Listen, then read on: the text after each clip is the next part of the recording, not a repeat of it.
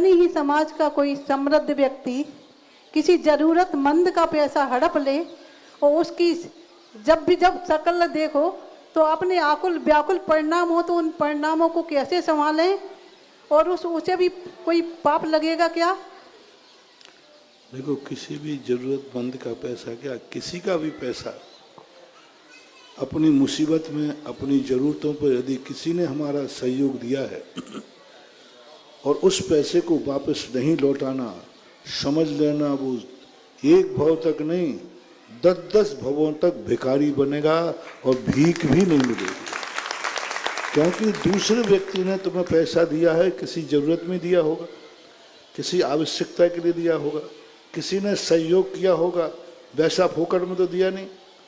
आपको किसी ने पैसा दिया, आपने सहयोग के लिए लिया या आपने किसी कारण से दिया और उस पैसे को नहीं लौटा पाना, समझ लेना बहुत बड़ा पाप। बहुत, मैं तो कहता हूँ कि यदि कर्जा किसी का लिया है ज़रूरतमंद का, तो अपनी मकान बैठकर, जायदाद बैठकर, स्वयं बिकना पड़े तो बिक जाओ, लेकिन किसी का कर्जा लेकर मत बिको, किसी की संपत्ति हड़प के मत बिको। हमारे आचार्य महाराज ने इसके ऊपर एक काव्य लिखा है, भद्रोदय काव्य, समुद्र दत्त चरित्र, जिसके दुष्परिणाम, बहुत दुष्परिणाम होते।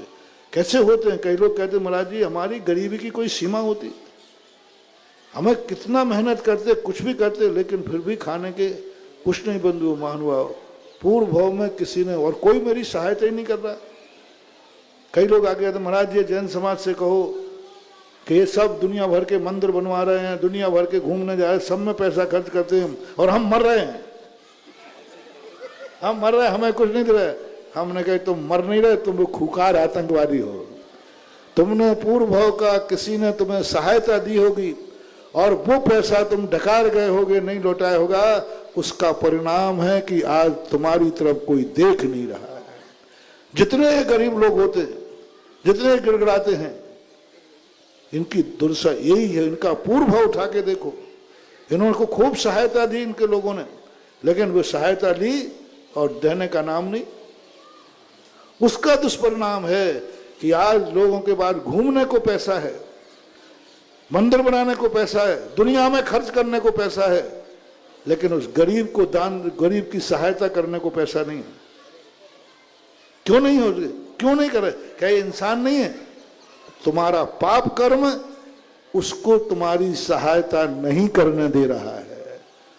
वो पाप, तुम्हारा पाप कर्म कहता है इस पैसे को मौज मस्ती में उड़ा दे, लेकिन इस गरीब की सहायता मत करना, इस दुखी की सहायता मत करना, क्योंकि ये वो पापी है जिसने इसकी सहायता की, उसी का पैसा डकार के ले गया।